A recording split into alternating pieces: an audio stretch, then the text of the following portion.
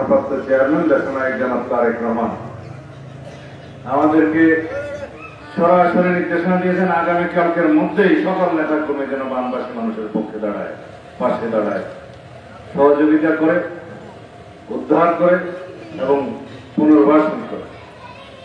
আমরা সেই নির্দেশনা পেয়ে এই বন্যা উপদ্রুত এলাকা দেখতে এসে আপনাদের পাশে দাঁড়াচ্ছি। আপনাদেরকে প্রয়োজনীয় ত্রাণ সহায়তা যতটুকু আমাদের পক্ষে সম্ভব প্রদান করবো ইনশাআল্লাহ।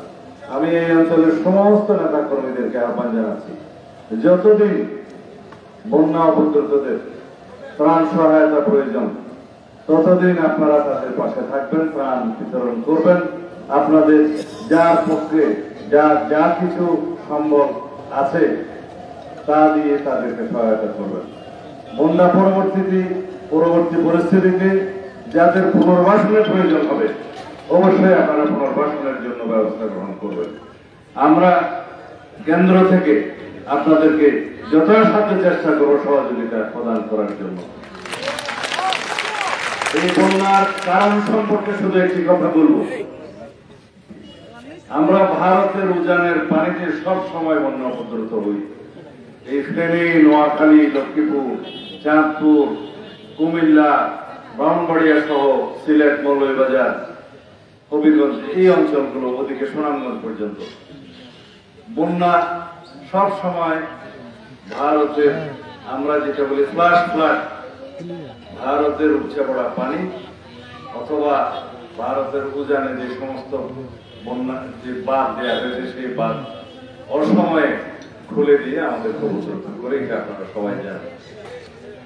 কিন্তু এই বিষয়ে বাংলাদেশে কোন শক্ত সমর্থ জনগণের ম্যান্ডেট নিয়ে কোন সরকার বিগত অনেক দিন ছিল না, 15-17 বছর যাবত, যার জন্য তাদের সাথে কোন দর কষাকষি করতে পারে, কথা বলতে পারে। যখন মন চেয়েছে বাংলাদেশের মানুষকে পানি ছেড়ে দিয়ে উপদ্রুত করেছে, আমরা দুঃখ দুর্দশা নিপতিত হয়েছি।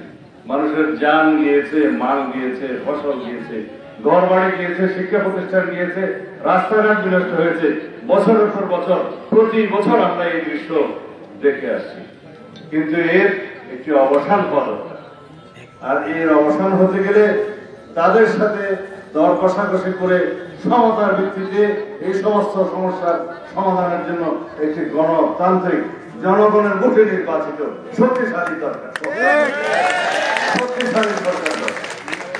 এই ফেসিবাদের পতন হয়েছে, স্বৈরাচারের পতন হয়েছে 5ই আগস্টে। আমরা সবাই জানি নতুন করে বাংলাদেশে এবার স্বাধীন হয়েছে, একটি নতুন স্বাধীনতা দিবস পেয়েছি, একটি নতুন বিজয় দিবস পেয়েছি।